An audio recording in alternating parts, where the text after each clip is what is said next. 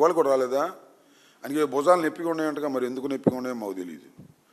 ఆయన చాలా మీటింగులకు రాడు, వాళ్ళిద్దరు తెలుసుకోవాలి. బహుశా చంద్రబాబు చేసేటటువంటి నిర్ణయాలు ఆయనకు నచ్చకరావడం లేదో, లేకపోతే ఒకరోజు వాళ్ళ తల్లిగారికి సీరియస్గా ఉందని ఆయన వెళ్ళిపోయాడు.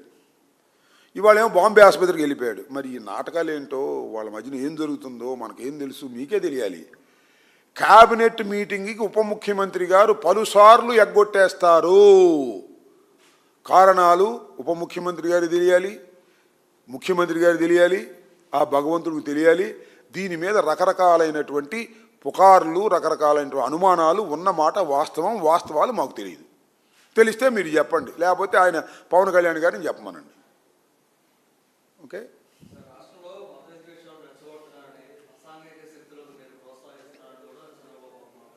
అంటాడు. మత విద్వేషాలు ఎవరు రెచ్చగొడుతున్నారు?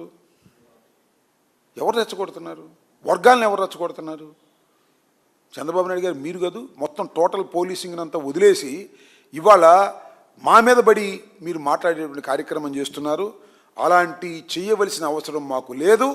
బాధితుల తరపున మేము పోరాడతాం. బాధితులు ఎవరైనా సరే, వాళ్ళు మా పార్టీ వాళ్ళు కాకపోయినా, పోలీసు వికృత రూపం చూపించినప్పుడు, యాక్సెస్గా ప్రవర్తించినప్పుడు వారికి అండగా ఉంటాం. రాజ్యాంగబద్ధంగా నడుచుకోనటువంటి ప్రభుత్వాన్ని రాజ్యాంగబద్ధంగా నడిపించేందుకు మా ప్రయత్నాలు అన్నీ చేస్తామని కూడా ఈ సందర్భంగా నేను చెప్పదలుచుకున్నాను. ఓకే, ఉపా చట్టమా? అదేదో ఉప్మా చట్టం అని ఎందుకు కేసు పెట్టారంట ఎవరో ఒక ఆయన. అంటే ఆయనకి ఇంతకు ముందు నాకు తెలిసి నోటిపారుదల శాఖ ఆయన చేస్తున్నాడు, నీటిపారుదల శాఖ, నోటిపారుదల శాఖ. ఇంకా ఆయన అందులోంచి బయటికి రాలేనట్టుంది. ఆయన గురించి ఎంత తక్కువ మాట్లాడుకుంటే అంత మంచిది. నా విలువను నేను దిగజార్చుకోలేను ఆయన గురించి మాట్లాడి.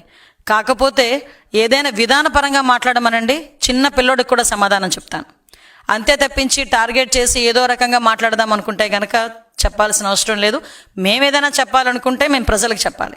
మేము ఆన్సరబుల్ ప్రజలకి. ఈరోజు ఎక్కడ ఏ అన్యాయం జరిగినా మాకన్నా ముందు స్పందించే వ్యక్తి చంద్రబాబు నాయుడు గారు. ఇంకా మా వరకు వస్తున్నాయా రావట్లేదని చూసుకునే లోపు దీని సంగతి ఏంటో చూడండి ఇమ్మీడియట్గా అని చెప్పి మాకు ఆదేశాలు ఇచ్చి ఆ వ్యక్తి దొరికేడా లేదా, ఆ అక్యూజ్డ్ దొరికేడా లేదా, అరెస్ట్ చేసామా లేదా, ఇది ఫాలో అప్ చేసుకుంటున్న వ్యక్తి. ముఖ్యమంత్రి స్థాయిలో ఇన్ని పనులున్నా ఆ పొదిలి వెళ్తే రాళ్ళు ఇసురుతారు పోలీసుల మీద, ఆడవాళ్ళ మీద చెప్పులు ఇసురుతారు. అనంతపురం వెళ్తే అతనే ఒక సెల్ఫ్ థ్రెట్ క్రియేట్ చేసుకుంటాడు. ఇతనికి అలవాటు. కోడికత్తి శ్రీని కోడికత్తి దగ్గర నుంచి మొదలైంది. బాబాయ్ హత్య, కోడికత్తి, గులకరాయ్ ఎన్నున్నాయి ఈరోజు మనం ఎగ్జాంపుల్స్ చూపించుకోవడానికి. కాకపోతే నేను అంటున్నాను ఏంటంటే, ఇలాంటివి జరిగేటప్పుడు కూడా కనీసం ప్రజలకు మనం ఏం సమాధానం చెప్పాలి. ఈరోజు ఏదో నాకు తెలిసి ఇంటింటికి వెళ్తామని ఏదో మాట్లాడినట్టున్నారు. ఇంటింటికి ఏం తీసుకెళ్తారండి? తీసుకెళ్లేటప్పుడు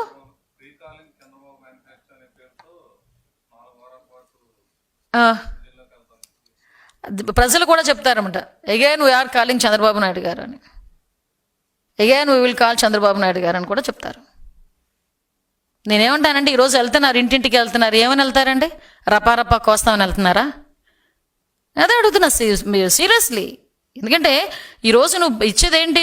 నిన్న ఎక్కడో ఒక వీడియో చూశాను, మొత్తం అందరినీ యువత పోరని పెట్టాడు ఆయన. యువత పేరు అంటే 2029లో మేము వస్తాం, రపారపా కోస్తామట ఇట్టట్ట పెట్టుకుని. ఏం మెసేజ్ ఇస్తున్నారు సొసైటీకి? దాని గురించి ఎవడు పట్టించుకోడు. ఆ పదాలు ఎందుకు ఉపయోగించారంటే, కూర్చున్నవాడు ఏమంటాడు, ఆ సినిమా డైలాగ్ కదా, సినిమా డైలాగ్ చెప్పాడు, తప్పే ఉంది అని అడుగుతాడు. నిన్న మొన్న మాజీ మంత్రులు చేసిన వ్యక్తులు బయటకు వచ్చి ఏమడుగుతారు, మంచిదే కదా, మేమేమన్నాం, తప్పేమన్నాం, సినిమా డైలాగులే కదా అని పవన్ కళ్యాణ్ గారు డైలాగులతో ఏదో పోలుస్తారు. సాక్షాత్తు పవన్ కళ్యాణ్ గారు కూడా ఒక మాట అన్నారు, ఇలాంటి మాటలు సినిమాల్లోకి పరిమితం, బయటకు వస్తే ఇలాంటి మాటలు చెల్లవు, ప్రజాస్వామ్యంలో ఇలాంటి పదాలు ఉపయోగించకూడదు పబ్లిక్గా, సినిమాల్లో అంటే సినిమాలు అది వేరు అని చెప్పి సాక్షాత్తు పవన్ కళ్యాణ్ గారు కూడా మనం మాట్లాడాల్సిన పరిస్థితి వచ్చింది.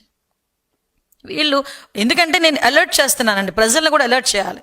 అరే మళ్ళా ఒక వేరే థాట్స్తోని, వేరే మైండ్ గేమ్స్తోని మన చుట్టూ మూకగా రావటానికి మళ్ళీ వైఎస్ఆర్సీపీ ఈ మూకలు బయలుదేరుతున్నాయి.